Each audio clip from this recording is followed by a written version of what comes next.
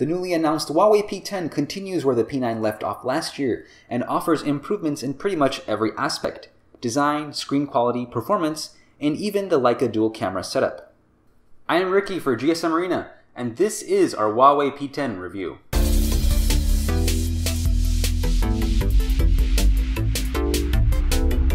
The Huawei P10 has the same dimensions as last year's P9, but the similarities end there. The new model has a slightly smaller screen, a front-mounted fingerprint sensor, a larger battery, and a beefier camera. But for a change, let's start at the back. The Hyper Diamond cut finish on the back of the dazzling blue version is unlike anything we've seen or touched on a phone. The back surface feels almost like a really fine metal file.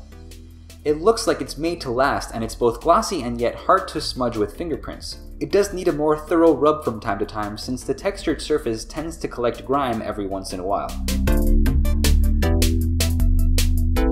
The sandblasted black version has a matte surface, and it's probably the one you might want to pick up if you're after a more conservative look.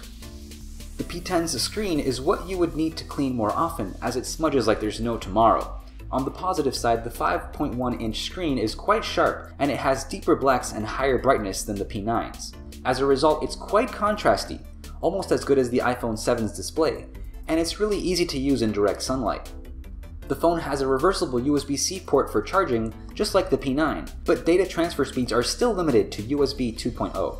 At least we get a 3.5mm audio jack, something we no longer take for granted ever since Apple and HTC started using USB headphones.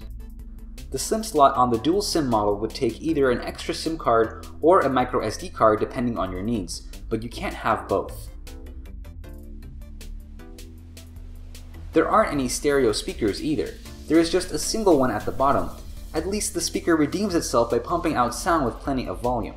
The battery on this one has a bigger capacity than the P9's. Thanks to Huawei's supercharge adapter, you can fill it up halfway in just 30 minutes.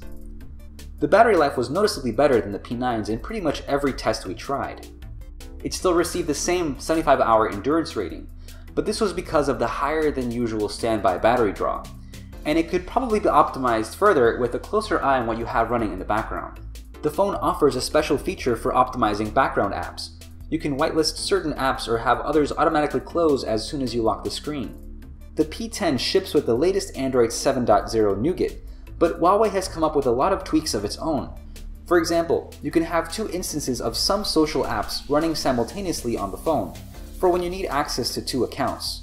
The UI also comes with a choice of whether you'd like to use the app drawer or have it iPhone style, where apps live on the home screen. The system will also let you know of any power-intensive apps that may get stuck running in the background. You can also deny internet access to specific apps that you choose. Huawei has also been utilizing knuckle gestures for a while, as a quick way to enter split-screen mode, screenshot a particular area of the screen, or even start recording your own interaction with the device on video. Huawei's own Kirin 960 chipset delivers some serious performance in both CPU-intensive and GPU-intensive apps, and it often tops our benchmark charts. Even more, the smartphone never gets uncomfortably warm, but you do get about a 30% drop in performance scores if you push it for longer stretches of time. The great chipset choice, however, means that even then it remains a solid performer. The Huawei P10 makes use of the same Leica dual camera setup that we saw on the Mate 9. You get a 12-megapixel color sensor sitting next to a 20-megapixel black and white one.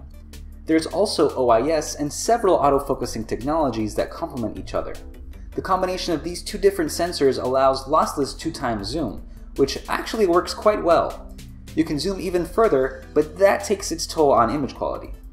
The two cameras also work together to create high-quality bokeh effects, which you can adjust even after the shot was taken. And of course, the monochrome sensor also takes some striking black and white photos.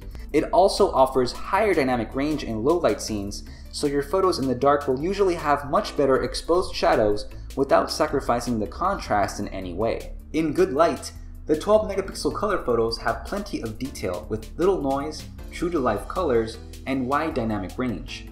Due to the mature processing, textures and foliage are very natural looking. As for low-light shots, photos at sunset are fine, but night images often lack sharpness due to either focusing issues or camera shake, even though the P10 is equipped with plenty of tools to help it in exactly these types of situations. When the light is low, grabbing a tripod and switching to manual mode works wonders if you know what you're doing. If you lock the ISO to a low setting and use longer shutter speeds, you can get some stunning long exposure shots. And when it comes to video recording, the 4K video capabilities represent a solid upgrade over the P9.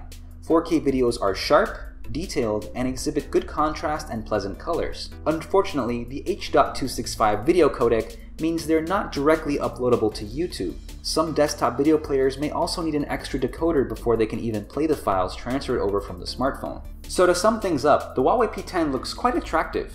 It has one of the best screens in the business, while battery life and charging speeds are top-notch. The camera is great and the chipset performance is class-leading as well, so we've got all the basic ingredients of an exceptional smartphone. But this may no longer cut it in 2017 when we expect an expensive top-tier smartphone to come with at least some kind of rated water resistance. Anyway, even as it is, the Huawei P10 is an excellent device, and we didn't find any serious flaws with it. But unfortunately, with a price of 600 euros, many people might prefer going for last year's flagships like the Galaxy S7, which has already dropped in price and is substantially cheaper than the P10. If you can get a good deal on the Huawei P10, go for it by all means. It's a great smartphone that's easy to recommend. But if you have to think about it twice, you might want to shop around for a bit first. So there you have it. This was all for our Huawei P10 review. Don't miss checking out our full test findings over at gsmarena.com.